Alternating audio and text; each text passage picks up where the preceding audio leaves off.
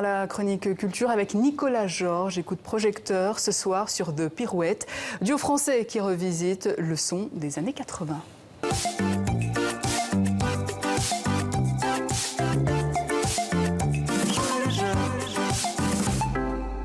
J'ai tué le mini-bar, il est tard mais je ne coucherai pas. Je suis trop déter, rien à faire, t'en as pour longtemps.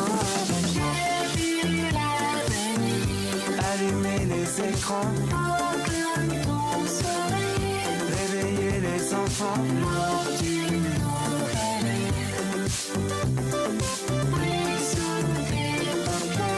je me sens déjà différent. Combien de temps il nous reste? Bonsoir Nicolas. Bonsoir Nidia. The Pirouettes, c'est donc le nom de ce duo musical étonnant, duo en couple à la ville comme sur scène. Ouais, pour la petite histoire, ils se sont rencontrés au lycée en 2011. Léo écrit une chanson pour Victoria dont il est amoureux. L'opération séduction fonctionne et quelques mois plus tard, ils décident de créer ce duo, The Pirouettes. Leur thème de prédilection, le couple et les relations amoureuses, mais avec des textes toujours très imagés, subtilement écrits. Et il y a un petit côté Élie et Jacquenot chez eux, autre duo d'amoureux qui a connu son heure de gloire dans les années 80. Et justement, la musique de The Pirouettes, eh bien, elle s'inspire énormément du son de cette époque. Écoutez. Je me casse de ta soirée, un peu énervé, j'entends le drum elle passe depuis l'escalier. Franchement c'est chaud, j'étais sur le point de pécho, mais là j'ai qu'un seul objectif, c'est le dernier métro. Il y a plein de groupes qui font de la pop en français en ce moment. Et qui s'inspirent des chanteurs de variété française, notamment des années 80, comme, je sais pas, nous par exemple, on est fans de France Gall et Michel Berger, de Élie et Jacquenot. Et donc je sais pas trop pourquoi, c'est peut-être juste ce que ça a fait, enfin, c'est juste le cycle de la musique qui revient et que maintenant on redevient fan des années 80. En gros, on a un peu digéré la variété française. Ouais, c'est une musique qui est légère et qui fait du bien.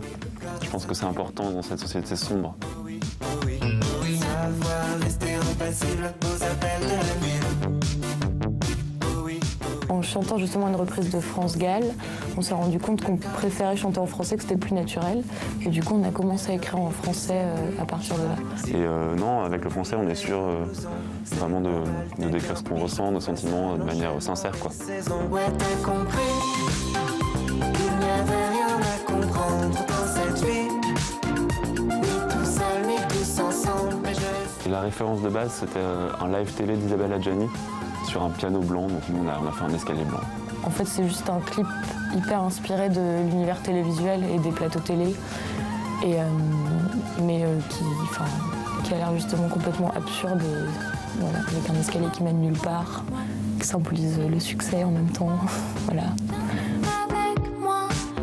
Voilà The Pirouettes, c'est qui sont en concert ces prochaines semaines. Avec plusieurs dates en France jusqu'au mois de novembre. Et puis une date à rappeler, c'est ce dimanche 13 août à Bruxelles pour le Bruxelles Summer Festival, 16e édition cette année de l'événement, avec des concerts dans toute la ville et un programme toujours aussi riche et varié. Et le Canada est à l'honneur cette année. On retrouvera notamment Claude Pelgag et Lisa Leblanc, les deux chanteuses canadiennes, mais aussi Boulevard Désert, La Femme ou encore Goldfrapp, avec un grand concert de clôture le 15 août. Donc pour ce Bruxelles Summer Festival. Et retour à Paris pour une expo consacrée à l'artiste Invader, l'un des pionniers de l'art urbain en France. Ouais, une expo pour toute la famille qui nous invite justement à découvrir l'univers d'Invader. Son nom et ses personnages sont en fait directement tirés des jeux vidéo des années 80 et cette expo dévoile en tout une centaine d'œuvres inédites. Alors Invader ne peint pas à la bombe de peinture ou au pochoir, pardon.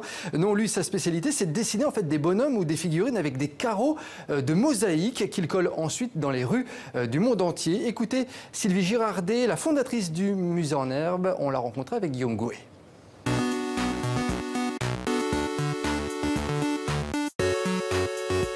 Il a fait un premier Space Invader un jour qu'il a collé près de son atelier, cette petite créature sortie du jeu vidéo Space Invader. Il l'a collé près de son atelier et puis il repassait devant tous les jours. Puis il s'est dit finalement, il est pas mal ce truc. Et c'est là qu'il a décidé d'envahir le monde avec.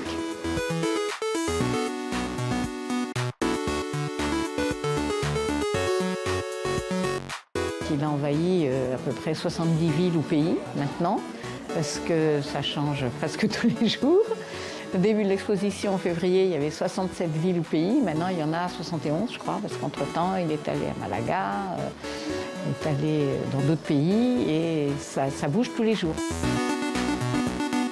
C'est là qu'on s'aperçoit qu'il a couvert quasiment le monde entier et qu'il y a même une mosaïque au fond des océans à Cancun, au Mexique, et une mosaïque dans la Station spatiale internationale qui tourne autour de la Terre.